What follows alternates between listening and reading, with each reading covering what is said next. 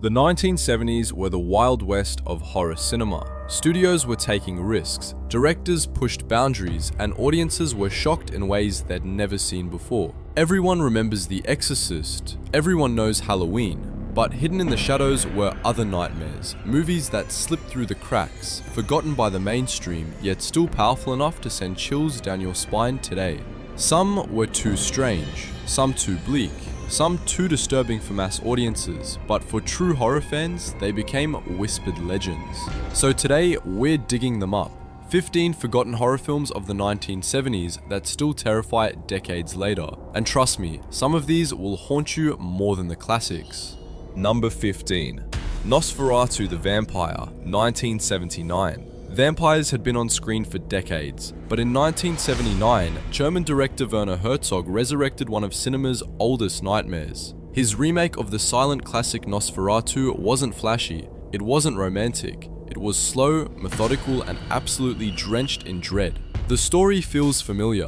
Jonathan Harker travels to a remote castle. He meets Count Dracula, and soon, the vampire's shadow spreads across the town. But Herzog stripped away all Hollywood glamour. There's no charming aristocrat, no gothic romance, just a diseased alien predator creeping through every frame. Klaus Kinski plays the Count, and his performance is unforgettable. Bald, pale, rat-like teeth and long claws, every gesture is unnatural, every glance feels venomous. Unlike Christopher Lee or Bela Lugosi, this Dracula isn't seductive, he is pure death in human form. The imagery is haunting, a ship drifting silently into harbor full of rats, a town overrun by plague with coffins carried through empty streets, a dinner table where survivors celebrate as if tomorrow will never come, and Dracula himself, wandering like a shadow of inevitable doom. When it was released, Nosferatu the Vampire didn't explode at the box office. It wasn't a mainstream hit. Audiences at the time wanted slashers like Halloween. Herzog's pacing felt too slow, too strange, but critics noticed its artistry. They praised the atmosphere, the cinematography, and Kinski's terrifying presence. It was horror as high art. Over the decades, its reputation grew. Film scholars call it one of Herzog's masterpieces. Kinski's Dracula became an icon of European horror, and the film influenced later directors who wanted horror to feel poetic, not just shocking. Why does it still terrify today? Because it doesn't rely on jump scares, it doesn't shout or scream, it creeps, it suffocates. It convinces you that death is slow, inescapable, and already in the room. Nosferatu the Vampire may not be as famous as The Exorcist or The Shining, but for those who stumble upon it, it's unforgettable. A forgotten nightmare that still lingers more than 40 years later. And if this haunting vision of Dracula unsettled you, the next forgotten film turns family trauma into a monster you'll never forget. Number 14. The Brood, 1979. By the late 1970s, horror was dominated by slashers. Knives, masks, and teenage screams filled the theaters. But David Cronenberg had something else in mind. He wasn't interested in masked killers, he was interested in the body. And in The Brood, he turned the human body into a weapon of raw emotion. The film takes place in a remote clinic. Dr. Raglan, played by Oliver Reed, uses experimental therapy. Patients are told to externalize their emotions, not just talk about them, manifest them. And one patient takes it too far. Samantha Eggar plays Nola Carveth, a woman consumed by rage and trauma. Her anger doesn't just stay inside, it creates life. Horrifying, twisted, childlike creatures. They crawl out of her body in one of the most shocking birth scenes ever filmed. These monsters, deformed and sexless, act as her rage-made flesh. They stalk the people who hurt her. They kill without hesitation. The imagery is unforgettable. Small killers in winter coats bludgeoning a teacher to death in front of her students. A mother tearing open a bloody sack to lick her grotesque offspring. It's not just disturbing, it's deeply unsettling because it feels symbolic. And that's where Cronenberg's genius lies. This wasn't just shock for shock's sake. He wrote The Brood during his own bitter divorce and custody battle. The film became a metaphor for toxic relationships and the destructive power of rage. The creatures weren't just monsters, they were Nola's emotions, her pain, her fury, brought into the physical world. Critics at the time were divided. Some called it exploitation trash, others recognized its brilliance as psychological horror. Even Cronenberg later admitted it was one of his most personal films, And Samantha Eggar's fearless performance, chilling, unhinged, unforgettable, cemented the movie's impact. Today, The Brood is considered a cult masterpiece. It's studied as a perfect example of body horror. Meta, Sears, Sex 0.05. It influenced later filmmakers who explored the thin line between emotion and flesh. And it proved that horror didn't have to be about masked killers. It could be about the horrors inside us. Why does it still terrify? Because it connects horror to something universal. We all know anger. We all fear losing control. The Brood makes that fear real, visible, and violent. And if rage-born children haunt your nightmares, the next forgotten horror takes surreal terror to an entirely new dimension. Number 13, Phantasm, 1979. Some horror films tell a story, but Phantasm feels more like a dream, or rather, a nightmare you can't wake from. Directed by Don Coscarelli, this low-budget indie was unlike anything else in 1979. It wasn't polished, it wasn't safe, but it was imaginative, surreal, and terrifying. The plot starts simply enough. Two brothers stumble onto strange happenings at a funeral home. Inside the mausoleum lurks the Tall Man, played by Angus Scrimm. Tall, gaunt with an icy stare, his very presence feels unnatural. He doesn't chase, he glides. He doesn't scream, he whispers, and that's somehow worse. But the Tall Man isn't the only nightmare here. This film is full of bizarre, unforgettable imagery. Silver spheres fly through the air, drilling into skulls and spraying blood across marble floors. Corpses are stolen from graves, then shrunk down and transformed into hooded dwarves, enslaved for another dimension.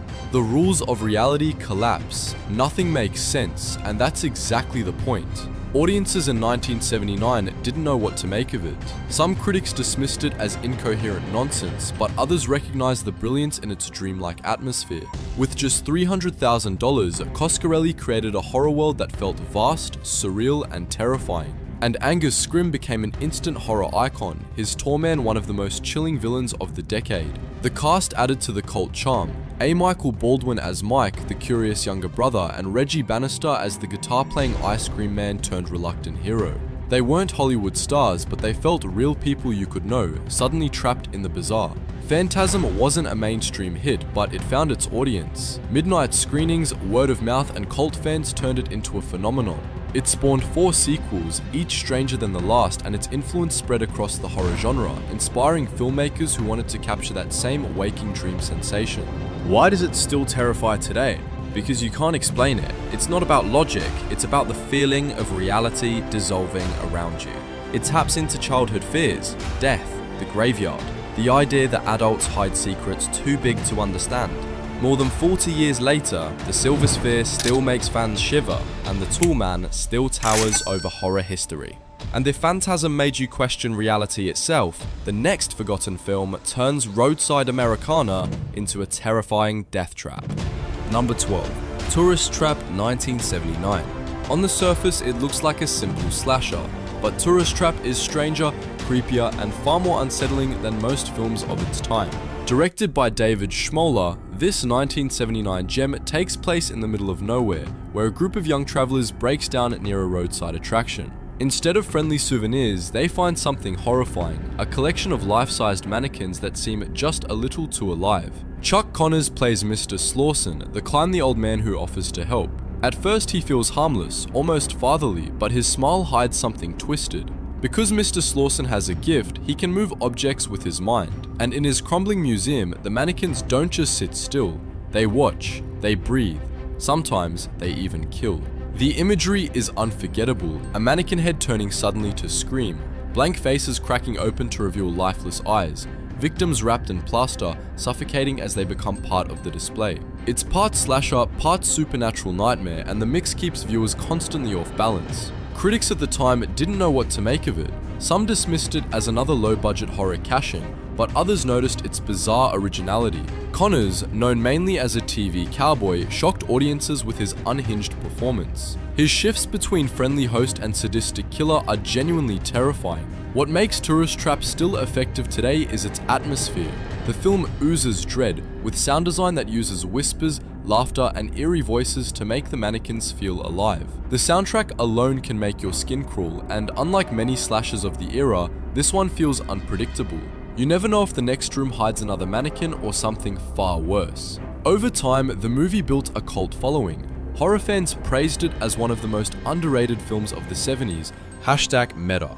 Pause. Sex 0.05, and modern directors cite it as an influence for blending psychological terror with supernatural flair. It never reached the fame of Halloween or Friday the 13th, but in many ways it's scarier, because it feels so strange, so dreamlike, almost like a forgotten nightmare trapped in celluloid. Why does it still terrify today?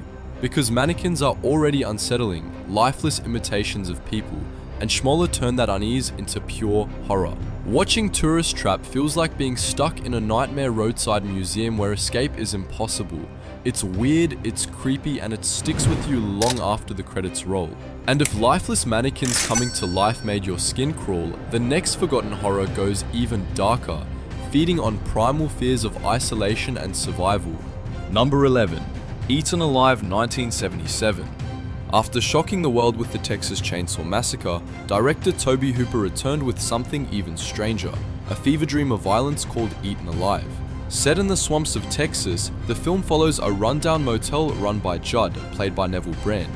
Judd isn't just a creepy caretaker, he's a deranged killer with a taste for blood, and he happens to keep a giant crocodile just outside his motel as his personal disposal system. The story unfolds like a nightmare. Guests arrive one by one, hoping for a safe place to sleep, and almost all of them end up butchered by Judd or dragged into the jaws of his hungry reptile. What makes it disturbing isn't just the kills, but the atmosphere. The entire film feels sweaty, claustrophobic, and delirious, as if the viewer is trapped in the same hellish swamp. Hooper shot much of it on sound stages, which gave everything an artificial, dreamlike quality. The sets look real, but not quite right, like a twisted carnival version of reality. Neville Brandt's performance as Judd is unhinged, muttering, pacing, and snapping at anyone unlucky enough to cross his path. He feels unpredictable, capable of exploding at any second, and that makes every scene terrifying. Supporting roles add to the cult appeal, with appearances by a young Robert Englund years before he became Freddy Krueger and horror veteran Mel Ferrer. The kills are gruesome, but it's the surreal pacing that lingers. Judd rambling nonsensically, the crocodile thrashing in the water, victims screaming in the shadows. When the film was released, critics were confused. Some dismissed it as exploitation trash, while others noticed its bizarre, nightmarish style. It didn't find mainstream success like Chainsaw, but over the years it gained cult status among horror fans who appreciated its raw, unsettling energy. Today, Eaten Alive is remembered less for its story and more for its mood. This feels like watching a hallucination captured on film, sweaty, disorienting, and cruel. Hooper proved again that he could create horror not just with gore, but with an oppressive sense of unease. Why does it still terrify? Because it takes something familiar, like a roadside motel, and twists it into a place of madness. Because it turns a crocodile, usually a distant threat, into a living embodiment of death just outside the door. And because Judd himself, babbling and broken, feels like a man you could actually meet on a lonely highway night. Eaten Alive may not have the fame of Chainsaw, but it's just as unsettling, maybe even stranger. And if this swamp nightmare made you uneasy, the next forgotten film drives terror straight into suburbia with 4 wheels and no mercy. Number 10.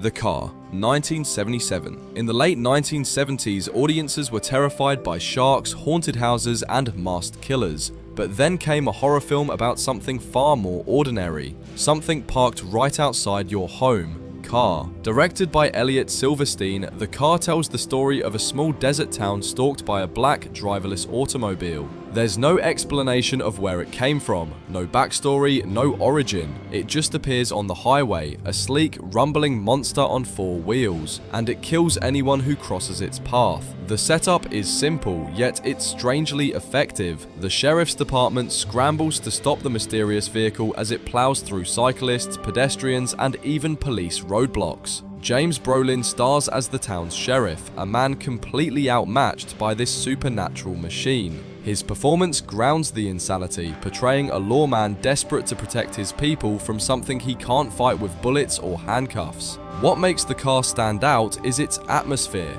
The desert landscapes feel endless, making every chase sequence feel like a battle in the middle of nowhere. The sound design adds to the terror. The roar of the engine, the blare of the horn, the screech of tires that sound almost animalistic.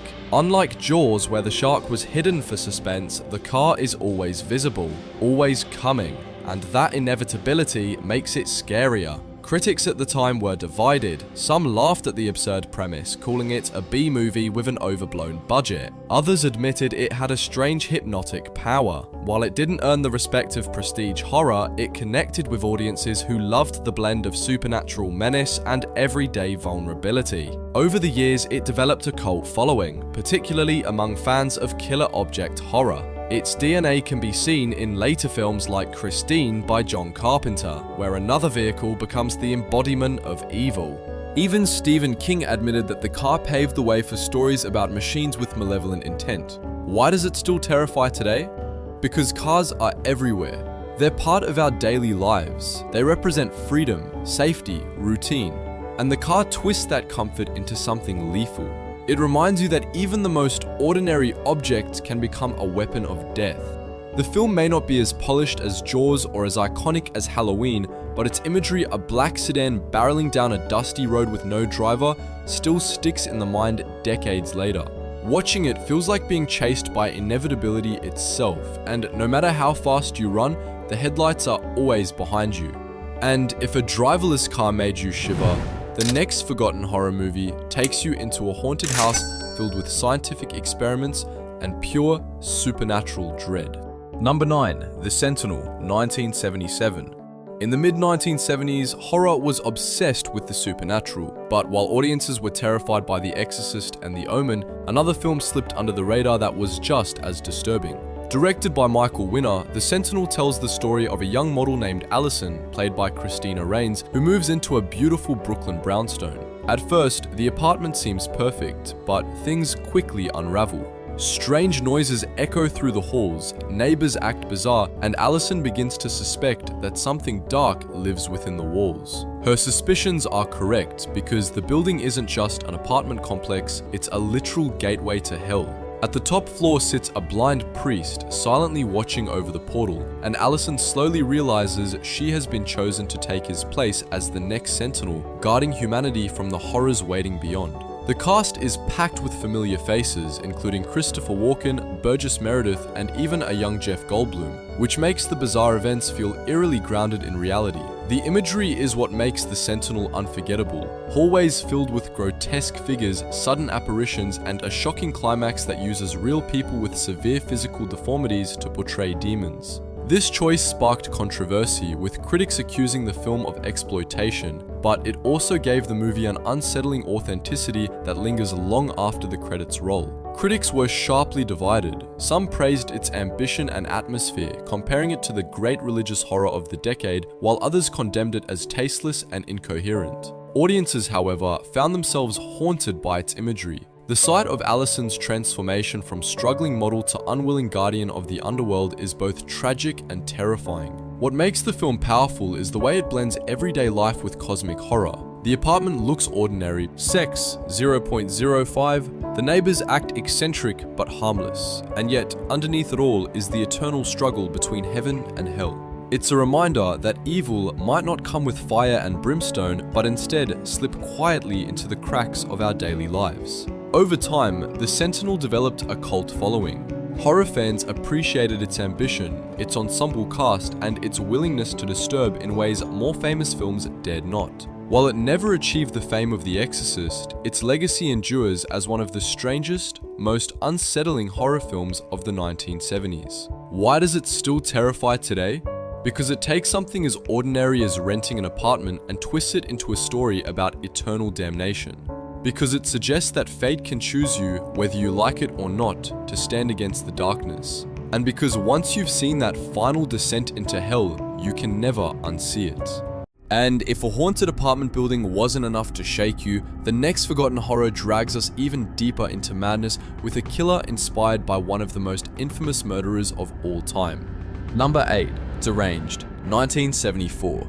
Long before Hannibal Lecter or Buffalo Bill terrified audiences, there was a quiet, low-budget Canadian film that captured the same horror with chilling realism. Deranged, directed by Jeff Gillen and Alan Ormsby, was loosely inspired by the crimes of Ed Gein, the infamous murderer and grave robber whose twisted life became the basis for Psycho, the Texas Chainsaw Massacre, and Silence of the Lambs. Unlike those more famous films, Deranged didn't sensationalize. It portrayed its killer, Ezra Cobb, with disturbing accuracy, and that's what makes it unforgettable. Ezra is played by Roberts Blossom, an actor often cast in eccentric roles, but here he gives a performance so unsettling it feels like you're watching a documentary. Ezra is a lonely, socially awkward farmer who lives under the shadow of his abusive, religiously fanatical mother.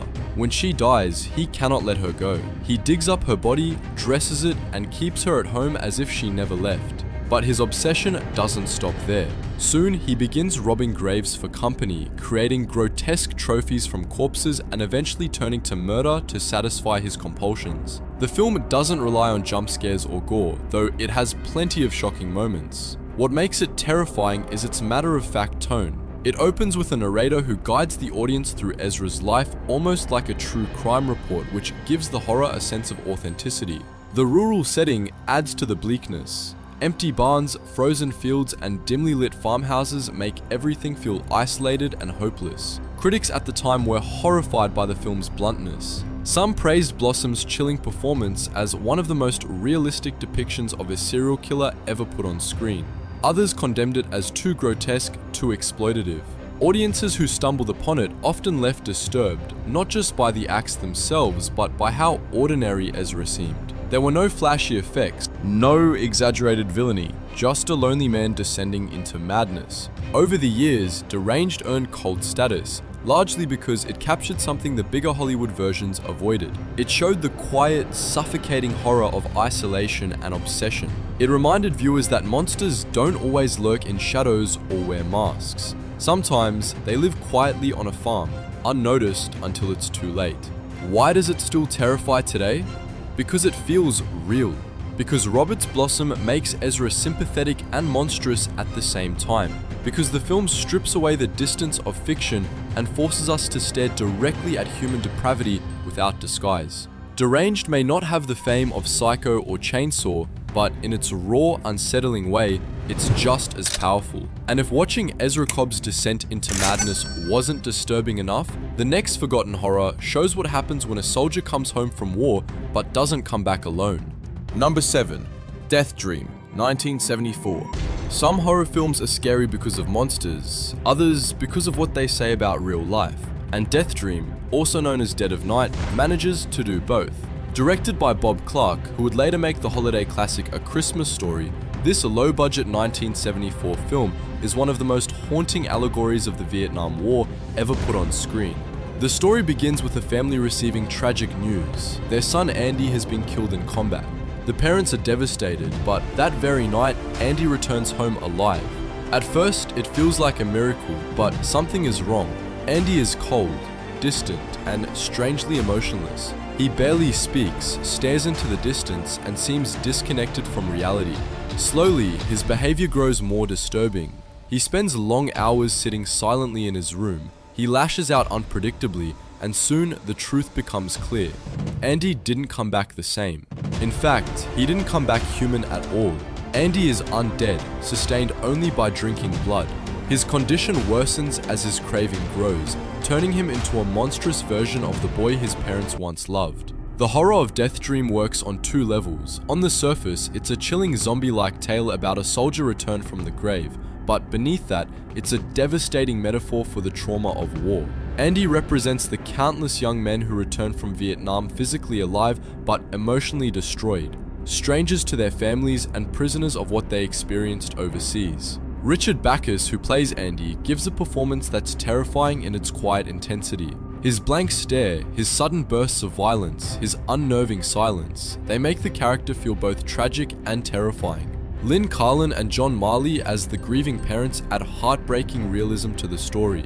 Their desperate denial and fragile hope mirror what many families of that era endured. Critics at the time were shocked. Some dismissed it as too bleak. Hat Meta, Sex 0.05, while others recognized it as one of the first true Vietnam horror films, confronting audiences with the war's psychic wounds in a way no straightforward drama dared. Over the years, Death Dream became a cult classic, appreciated not just for its scares but for its emotional depth. Bob Clark proved that horror could carry powerful social commentary, using the supernatural to highlight the pain of an entire generation. Why does it still terrify today? Because it's not just about a vampire-like soldier. It's about loss, grief, and the fear that someone you love can come back changed forever. It's about the unspoken scars that war leaves behind. Scars that never heal. Watching Death Dream is like staring into the eyes of trauma itself, and once you've seen Andy sitting silently in that darkened room, you can't forget it. And if this tale of a soldier's cursed return unsettled you, the next forgotten film twists an ancient legend into one of the most chilling folk horrors of the decade. Number 6. The Wicker Man, 1973. Few horror films feel as strange, beautiful, and terrifying as The Wicker Man. Directed by Robin Hardy, this 1973 British classic is often called the Citizen Kane of folk horror, though for years it was overlooked, butchered in edits, and almost lost to history. The story begins when Sergeant Howie, played by Edward Woodward, travels to a remote Scottish island to investigate the disappearance of a young girl. The townspeople insist the girl never existed, and their odd behaviour immediately feels sinister. But the horror doesn't come from jump scares or gore, it comes from the slow realization that the entire island lives by its own pagan rules. Christopher Lee, in one of his most striking performances, plays Lord Summerisle, the charismatic leader of the community. Unlike the blood-sucking Dracula he was known for, here he is calm, rational, and terrifying precisely because he believes so completely in his faith. The islanders sing folk songs, dance in fields, and celebrate fertility rituals, all while hiding something darker. For Howie, a devout Christian, every encounter is unsettling. Naked rituals in the woods, children learning about fertility gods in school, and villagers speaking in riddles, it all builds an atmosphere of growing dread. The film's climax is legendary. After uncovering the truth, Howie is lured into a massive wooden effigy, the Wicker Man itself. As the townspeople chant and sing, the structure is set on fire, sacrificing him to ensure the island's crops will flourish. His screams echo as the flames rise, and the villagers rejoice in song. It's one of the most disturbing endings in horror history, precisely because it feels inevitable. Critics at the time didn't know what to make of it. Some praised its originality, while others dismissed it as too odd, too slow, or too uncommercial. The studio even cut the film down drastically, burying it as a B-picture. For years, the full version was thought lost, Sex 0.05, until rediscovered and restored, helping it gain recognition as a masterpiece. Today, The Wicker Man is celebrated as one of the greatest folk horror films ever made. Its influence is everywhere, from Ari Aster's Midsommar to countless stories of isolated communities and their dark rituals. Christopher Lee himself called it the best role of his career, and horror fans agree. Why does it still terrify today? Because it feels real. Because it suggests that evil doesn't always hide in shadows or monsters, but in smiling faces and beautiful songs. Because it shows how faith, whether Christian or pagan, can consume lives completely. Watching Howie burn inside the Wicker Man is unforgettable, not just as horror, but as a study of belief, sacrifice, and inevitability. And if this folk ritual left you shaken, the next forgotten nightmare will turn grief and loss into something just as haunting, hidden in the canals of Venice. Number 5. Don't Look Now, 1973. Some horror films attack with blood, others with monsters, but Nicholas Roeg's Don't Look Now unsettles in a quieter, more insidious way. Released in 1973, it remains one of the most haunting films about grief ever made. The story follows John and Laura Baxter, played by Donald Sutherland and Julie Christie, a married couple devastated by the drowning of their young daughter. Seeking escape, they move to Venice, where John takes work restoring an ancient church. But grief lingers, and soon, strange things begin to happen. Laura meets two elderly sisters, one of whom claims to be psychic. She insists their dead daughter is trying to reach them, warning of danger. John dismisses it, but he begins to see visions. A small figure in a red coat, darting through the foggy streets and twisting canals of Venice. The same red coat their daughter wore when she died. Road directs with a dreamlike style. Scenes cut unexpectedly, time feels fractured, and past and future seem to overlap. The atmosphere of Venice adds to the dread. The city is beautiful but decaying, full of shadows and labyrinthine alleys where danger could lurk around every corner. The performances are devastating. Sutherland portrays John as rational but deeply haunted, while Christie gives Laura both fragility and hope. Their chemistry feels painfully real, especially in the film's famous love scene, which shocked audiences with its intimacy. But it's the ending that cements Don't Look Now as unforgettable. After chasing the figure in the red coat through Venice, believing it to be his daughter's spirit, John finally catches up. Instead of a child, he is confronted by a grotesque dwarf killer who slashes his throat, fulfilling the psychic's prophecy. His visions were not warnings to save others, but premonitions of his own death. Critics were stunned. Some praised it as a masterpiece of psychological horror. #meta sex 0.05, while others called it pretentious or too artful for mainstream audiences. Over time, however, its reputation soared. It is now considered one of the greatest British horror films of all time, celebrated for its unique style and emotional depth. What makes it terrifying is not just the murder at the end, but the sense of fate running throughout. The idea that grief blinds us and drags us toward our doom. Why does it still terrify today? Because everyone knows the pain of loss, and Don't Look Now weaponizes that pain. It reminds us that grief twists our vision, that hope can become a trap, and that sometimes the thing we chase in the dark isn't salvation, but destruction. Watching John's final realization as the red coat turns and the blade flashes is like watching grief itself strike the killing blow. And if Venice haunted you with shadows of loss, the next forgotten horror leads us into a haunted house powered not by ghosts of the past, but by science gone horribly wrong.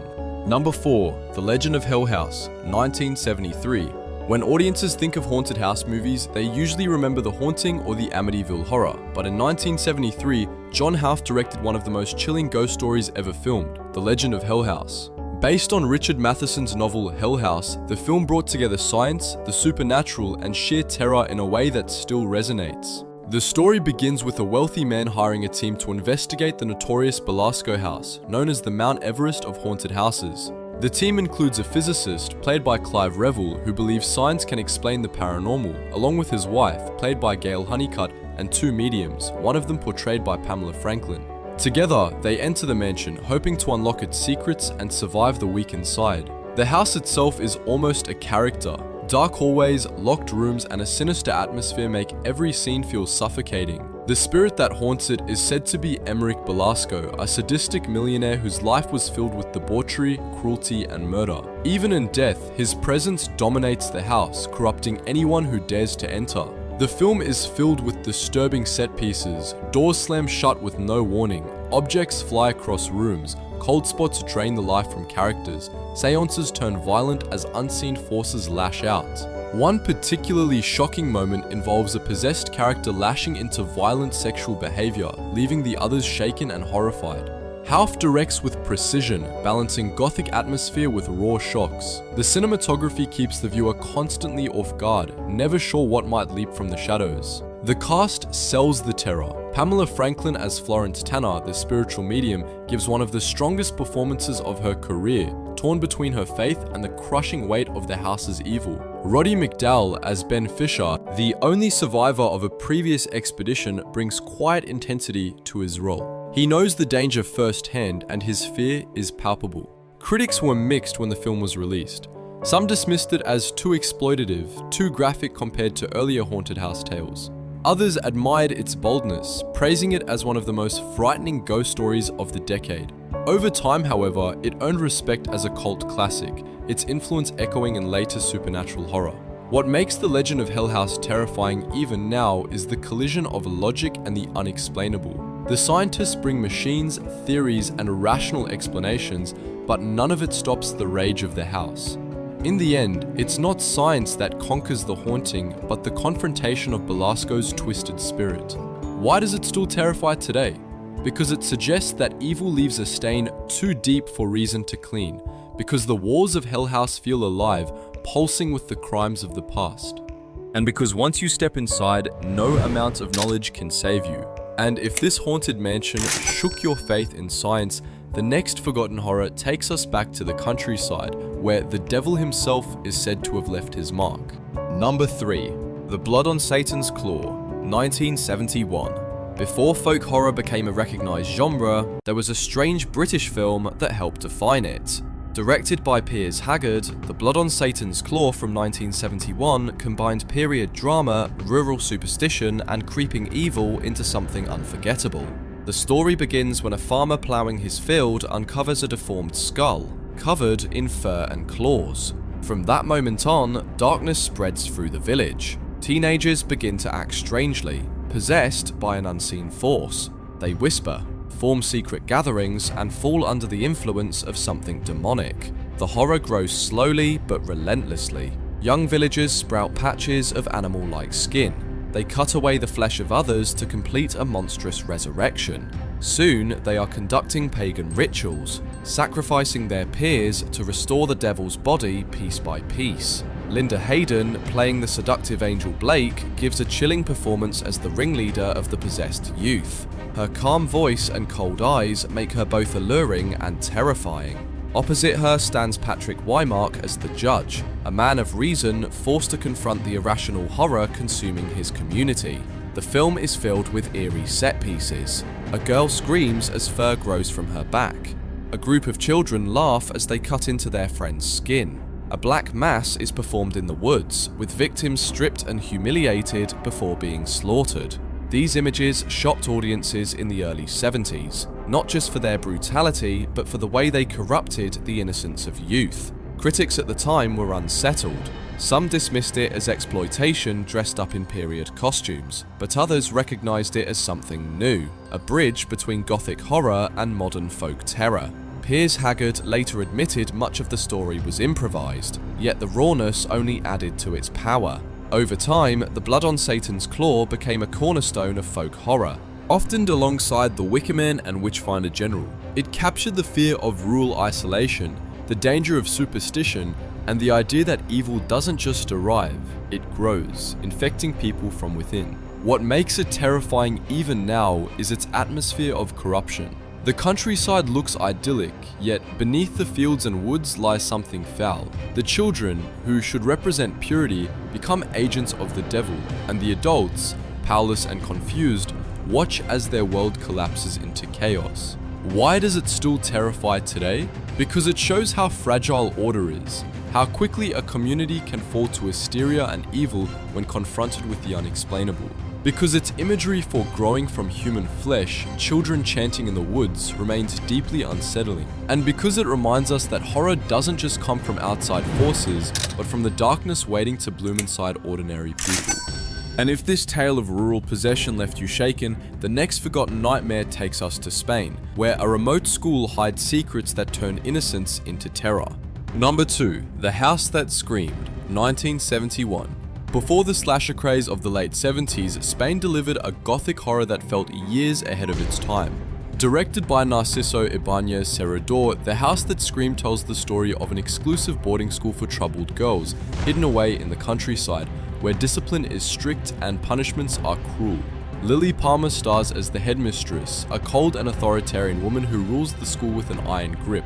At first, the horror seems to come from her oppressive methods, the brutal lessons, the fear instilled in the students. But soon, girls begin to disappear, one by one, with no explanation. Whispers spread through the dorms. Is someone sneaking out? Is the school hiding a dark secret? Serrador builds tension slowly, using the claustrophobic hallways, the echo of footsteps, and the growing paranoia among the girls. The atmosphere feels oppressive, and the strict uniforms and rigid order make every break in discipline feel dangerous. Then the murders begin.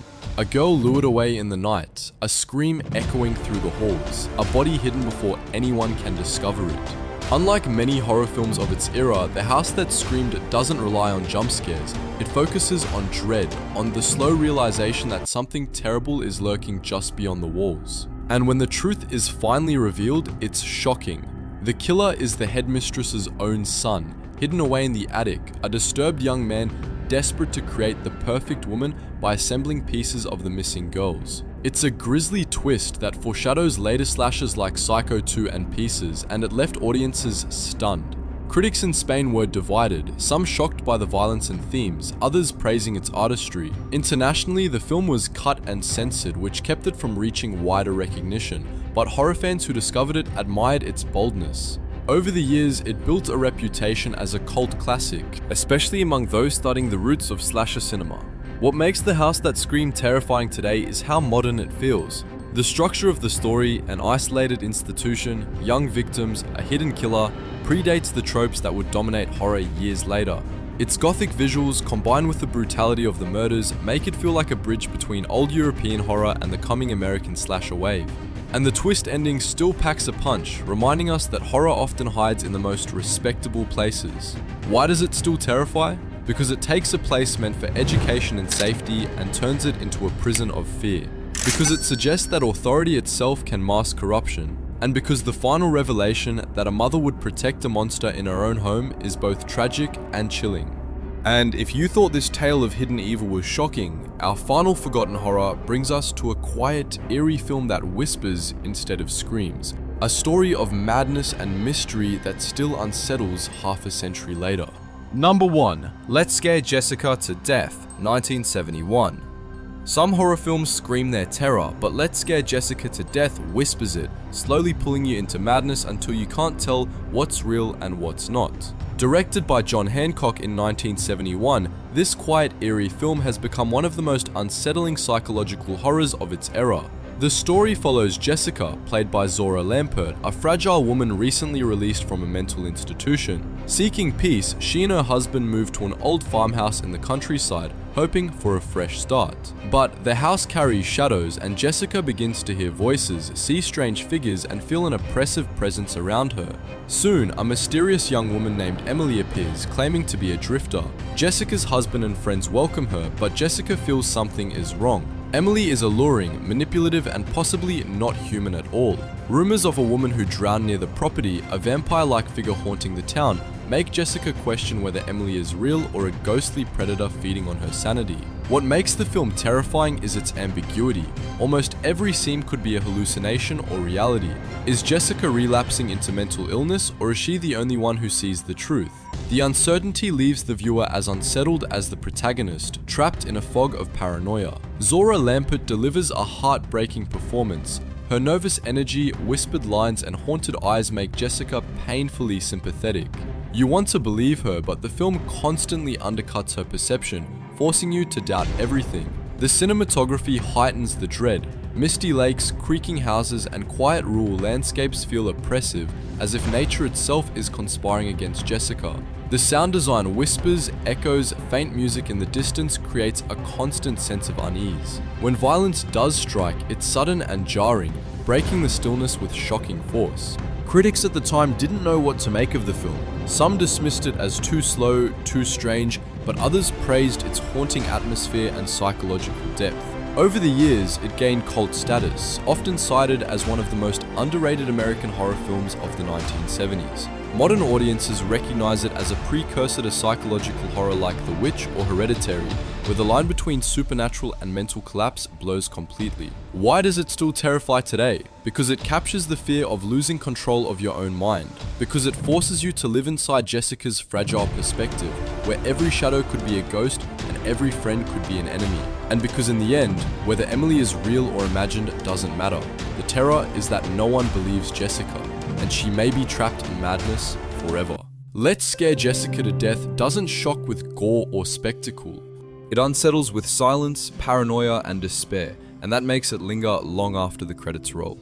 So there you have it, 15 forgotten horror films from the 1970s that still terrify today. They may not have the fame of The Exorcist or Halloween, but each of them carries a unique nightmare. Some whisper with psychological dread, others scream with gore and spectacle, and a few simply leave you unsettled with images you can never erase. What ties them together is the decade they came from, a wild and fearless era when horror was pushing boundaries, experimenting with style, and giving us visions that were often too strange for the mainstream. That's why many of these films slipped through the cracks. They were too odd, too disturbing, or too unconventional to find mass audiences at the time. But that's also why they remain powerful. Watching them today feels like uncovering hidden relics, time capsules of pure dread waiting to be rediscovered. Maybe you've seen some of these, maybe you haven't, but if you love horror, each one is worth your time. Which of these forgotten nightmares shocked you the most? And which one do you think deserves to be remembered alongside the classics? Let me know in the comments. And if you want more countdowns like this, don't forget to like, share, and subscribe because the past is full of horrors still waiting to be uncovered.